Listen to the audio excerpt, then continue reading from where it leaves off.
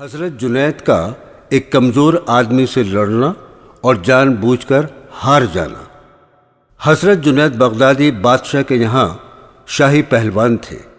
اسی شہر میں ایک سید زادہ جو کہ بہت غریب تھا اور تنگ دستی میں گزر بسر کر رہا تھا، وہ غریبی سے تنگ آ گیا تھا۔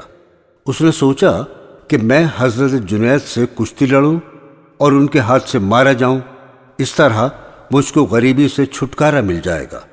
ایک دن سید زادے نے بادشاہ کے محل میں حضرت جنید بغدادی سے کشتی لڑنے کے لیے چیلنج کر دیا۔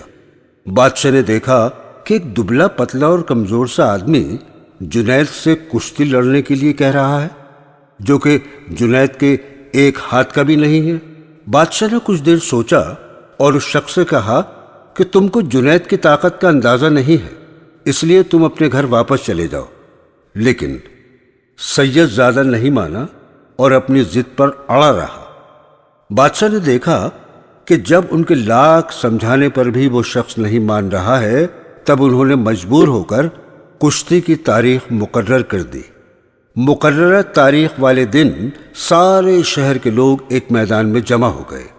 کشتی کے میدان میں جب حضرت جنید بغدادی اور سید زادہ آمنے سامنے لڑنے کے لیے کھڑے ہوئے، تبھی سید زادہ نے حضرت جنید کے قریب آ کر کہا، میں کوئی پہلوان نہیں ہوں اور نہ ہی میں تم سے جیت سکتا ہوں۔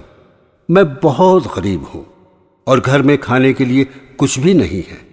اگر آج آپ مجھ سے کشتی میں ہار جاتے ہیں تو مجھ کو بادشاہ کی طرف سے بہت انعام ملے گا اور میری غریبی دور ہو جائے گی۔ حضرت جنید بغدادی نے اس شخص سے کہا کہ تم بادشاہ سے مدد کیوں نہیں مانگ لیتے؟ سید زادے نے کہا، میں حضور صلی اللہ تعالی علیہ وسلم کی آل میں سے ہوں، میں کسی کے آگے ہاتھ نہیں پھیلا سکتا۔ اگر آج آپ ہار جاتے ہیں تو آپ کو کچھ دنوں تک اپنی بے عزتی پر ملال رہے گا، مگر میں آپ سے وعدہ کرتا ہوں کہ قیامت کے دن اپنے نانا کے ہاتھ سے تمہارے سر پر شفاعت کی دستار بندھواؤں گا۔ حضرت جنید نے سوچا کہ یہ تو بہت سستا سودا ہے، مجھ کو ہارنے کے بعد بھی جیت ملے گی۔ کشتی شروع ہو گئی۔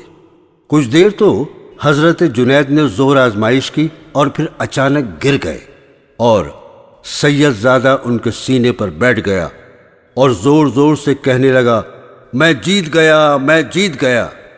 یہ منظر دیکھ کر سب حیران رہ گئے اور کچھ لوگوں نے خوشی سے سید زادے کو کندھوں پر اٹھا لیا۔ کچھ لوگ آپس میں کہنے لگے کہ اتنا بڑا پہلوان ایک کمزور آدمی سے ہار گیا۔ حضرت جنید بغدادی بوجھل قدموں سے اپنے گھر کی طرف چلے جا رہے تھے اور سوچ رہے تھے کہ آل نبی کی آبرو کے لیے ہار جانا یہ آخرت کی ہمیشہ کے لیے جیت ہے۔ یزید سے یہی غلطی ہوئی تھی، اس نے جیتنے کی کوشش کی اور ہمیشہ کے لیے ہار گیا۔ حضرت جنید بغدادی نے اسی رات ایک خواب دیکھا کہ حضور صلی اللہ تعالی علیہ وسلم تشریف لائے ہیں اور فرما رہے ہیں، جنید، میرے نواسے نے تجھ سے قیامت کے دن شفاعت کی دستار بندھوانے کا وعدہ کیا تھا، تو اتنی دیر انتظار کس لیے؟ قیامت کے دن تو شفاعت کی دستار بندھے گی ہی، لیکن میں تیرے سر پر اس وقت ولادت کی دستار باندھ دیتا ہوں۔ حضرت جنید کی جب آنکھ کھلی تو ان کا پورا گھر